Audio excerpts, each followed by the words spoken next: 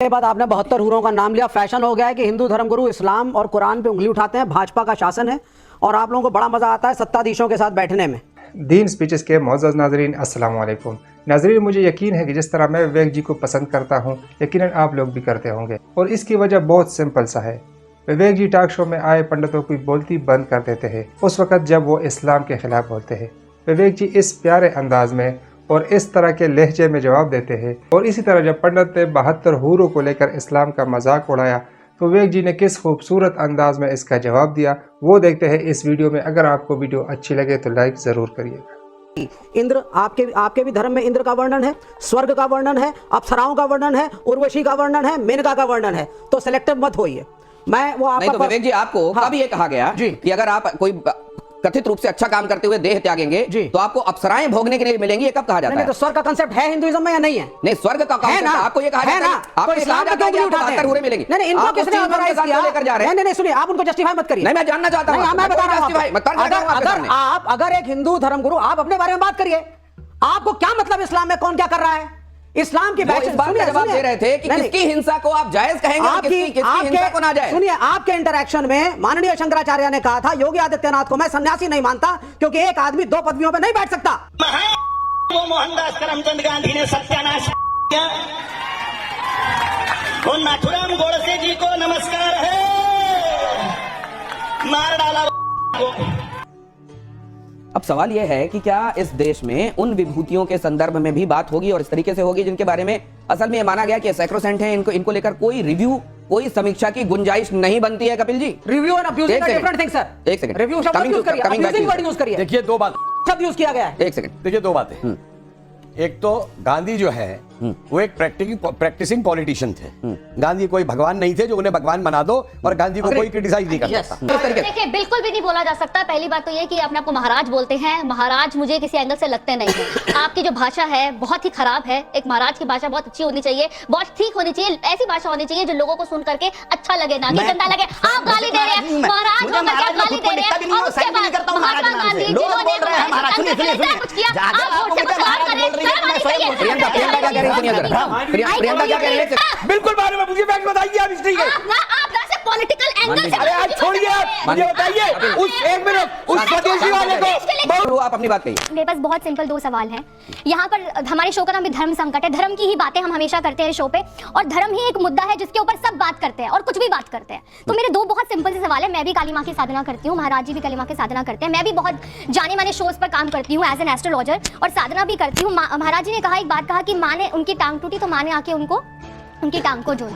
उन्होंने ऐसा अभी स्टेटमेंट दी। तो मेरा एक सवाल आपसे है कि क्या इतना आसान होता है कि माँ हर व्यक्ति को दर्शन दे? करोड़ों लाखों लोग हॉस्पिटल में बीमार पड़े हैं, बीमार हैं, बहुत दिक्कतें, बहुत परेशानियां, तो माँ ने सिर्फ आप ही को क्यों दर्शन दिए? पहला सवाल, क्योंकि मैं भी साधना करती हूँ, मैंने आज तक माँ के प्रत्यक्ष सामने से कभी दर्शन किए नहीं, मैंने बस उनकी एनर्जी को महसूस किया। मैं कैसे? तो दूसरा सवाल मेरा ये है, क्या आपको लगता है आज रामकृष्ण परमहंस यहाँ होते तो उनसे भी लोग ये पूछ लेते कि आप काली माँ का साक्षात्कार हुआ? आप नहीं, रामकृष्ण परमहंस है। आज अगर होते तो क्या उनको भी समीक्षा कर लिया आपने? उनसे सबूत दीजिए कि ये वाली बात होती है। स्वामी विवेकानंद ने की समीक्षा। स्वामी विवेकानंद समीक्षा की थी ना। आप किसी एनर्जी के साथ जब काम करते हैं ना, आप किसी एनर्जी के साथ, पहली बात तो काली माँ एक ऐसी एनर्जी है जिसके ऊपर पूरा ब्रह्मांड चलता है। उनके हस्बैंड जो शिव जी हैं वो भी उनके सामने कुछ नहीं बोल सकते। तो एक ऐसी एनर्जी की साधना करना क्या एक नॉर्मल व्यक्ति के लिए आसान है? बहुत आसान होता है। और इतने सारे लोग अगर दुनिया में बीमार लग रहे हैं, बिल्कुल बिल्कुल नॉर्मल व्यक्ति लग रहे हैं। देखिए मैं बिल्कुल एक वो साधक है, उनकी रिस्पेक्ट करती हूँ। अच्छा, तो आप खुद को सामान्य मानती हैं? आप काली की उपासक? बिल्कुल सामान्य तो आप के उन 70 हूरों का आसमान पर क्या पर्पस है जो हमारे भाइयों को मिलेंगी? और सेकंड सवाल ये है कि क्या आप फिर भी ईमान रखते हैं? एक सवाल, आप शायद उर्दू जानते नहीं, एक सवाल क्या?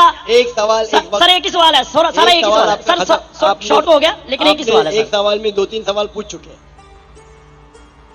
तो क्या सर, मेरा सवाल ये है, भाई साहब आपका सवाल मुकम्मल हो गया, आप डॉक्टर साहब का जवाब समाप्त फरमाइए। जवाब सुनिए, सवाल समझ गया मैं आपका सवाल दोहराऊंगा।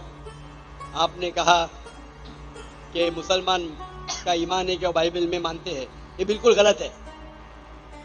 कुरान मजीद में कहाँ लिखा है कि बाइबल को मानना चाहिए?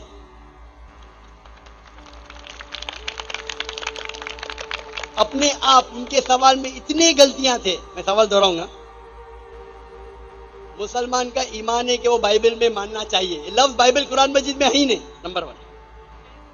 फिर उन्होंने कहा कि बाइबल में लिखा हुआ है कि एक शादी करना चाहिए, कुरान में लिखा है कि 4 शादी करना चाहिए, और फिर कहा कि कुरान मजीद में लिखा है कि 70 हूर। ये जितने चीज का सब गलत, सब गलत, सब बकवास। नंबर 1, आप मुझे बताइए कुरान में कहां लिखा है कि बाइबल को मानना चाहिए? कुरान में लिखा हुआ है कि इंजील को मानना चाहिए, बाइबल नहीं। आपकी जो बाइबल है वो इंजील नहीं है। सॉरी सर, इंजील ही कह रहा था मैं अपनी तरफ से। आप जरा मेरा जवाब सुनेंगे यस और बीच में दखलंदाजी नहीं करेंगे। Okay sir. आपने सवाल पूछ लिया, आपका टाइम खत्म। ये डिबेटिंग सेशन नहीं है। आपने कहा बाइबल, बाइबल कुरान में मौजूद ही नहीं लफ्ज। इंजील को हम मानते हैं जो अल्लाह ने ईसा अलैहिस्सलाम पे नाजिल की गई थी। ये जो उनके पास है वर्ड बाइबल किधर से आता है? बाइबल आता है एक ग्रीक वर्ड बिब्लोस से। बिब्लोस, इंजील से नहीं। बिब्लोस मतलब बुक ऑफ बुक्स। हमें बाइबल पे यकीन है कि वो अल्लाह का कलाम है।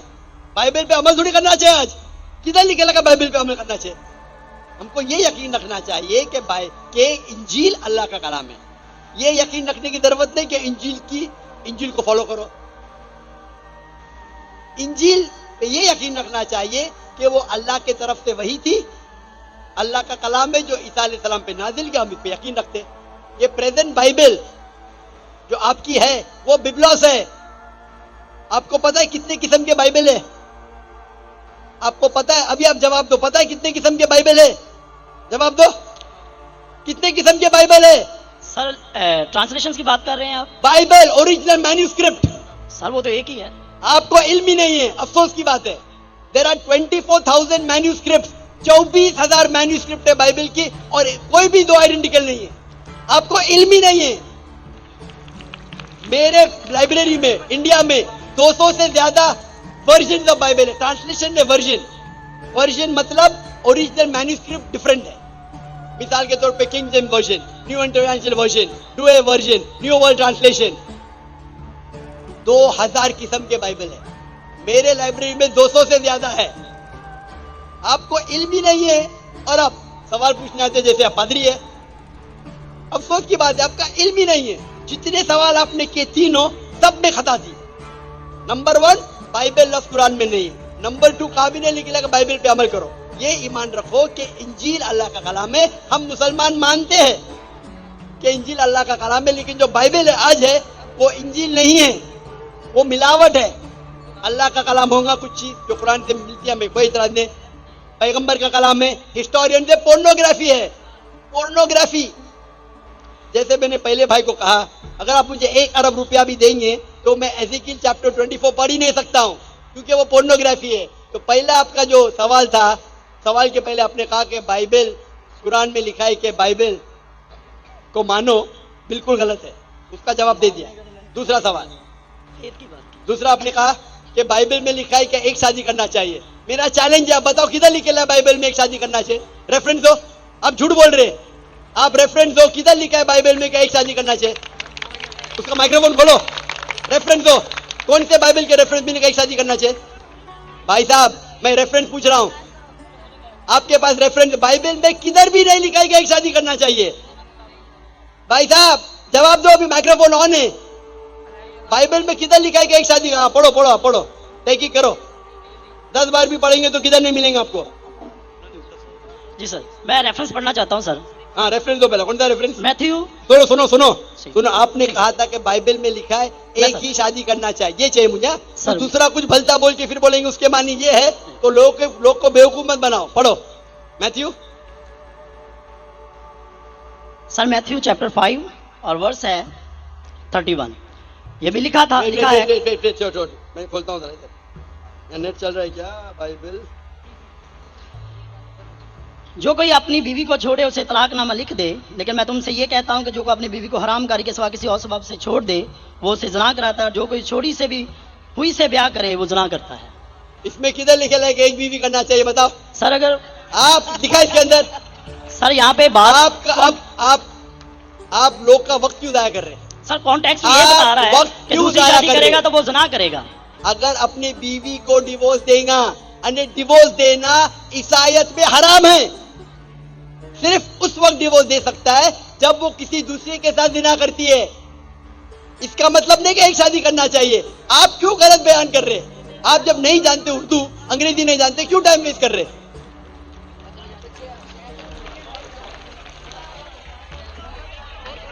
It has been said of the old time. और ये जो बाइबल का है, gospel of Matthew chapter number 5 verse number 31, it has been said of the old time that whosoever thou shalt not divorce his wife, whosoever divorces his wife unless it be for fornication has already committed adultery। मतलब तलाक देना ईसाईयत में हराम है। यानी अगर आप divorce देंगे अपने बीवी को और दूसरी से शादी करेंगे तो जिना है, सिर्फ अगर उसने जिना की तो ये डिवोर्स के बारे में किधर लिखा है कि एक शादी करना चाहिए? पूरी बाइबल पढ़ो, किधर भी नहीं लिखा है कि एक शादी करना चाहिए। अगर आप कितने भी मजहबी किताब पढ़ो, हिंदुइज्म की, क्रिश्चियनिटी की, जुडाइज्म की, कोई भी मजहबी किताब में नहीं लिखा एक शादी करना चाहिए। सिर्फ लिखा है कुरान में। कुरान में अल्लाह ताला फरमाते हैं सूरह निसा में, सूरह नंबर 4 आयत नंबर 3 में, आप अपनी पसंद की बीवियां करो, 2, 3 या 4, लेकिन अगर आप आपस में अदल नहीं कर सको तो सिर्फ एक। ये सिर्फ एक, सिर्फ कुरान में है। कुरान मजीद के अलावा कोई भी मजहबी किताब में नहीं है। आप बोलते कुरान मजीद में लिखा 4 बीवी करना चाहिए, आप वो कुरान मजीद की आधी आयत कोट कर रहे। पूरी आयत में लिखा है आप अपनी मनपसंद बीवियों से शादी कर सकते हैं, चाहे 2 हो, 3 हो या 4 हो, लेकिन अगर आपस में अदल नहीं कर सकते तो सिर्फ एक। जी नाजरीन, तो वीडियो आप लोगों ने देख ली। वीडियो आप लोगों को कैसी लगी कमेंट में ज़रूर बताना, और इस तरह की मज़ीद अच्छी वीडियोस देखने के लिए हमारे चैनल को सब्सक्राइब करें और बेल आइकन का बटन ज़रूर दबाएं, ताकि हमारी हर नई आने वाली वीडियो आप तक टाइम से पहुंच सके। अपना बहुत सारा रखिए ख्याल, हमें भी दुआ में ज़रूर याद रखिए। अल्लाह हाफिज़।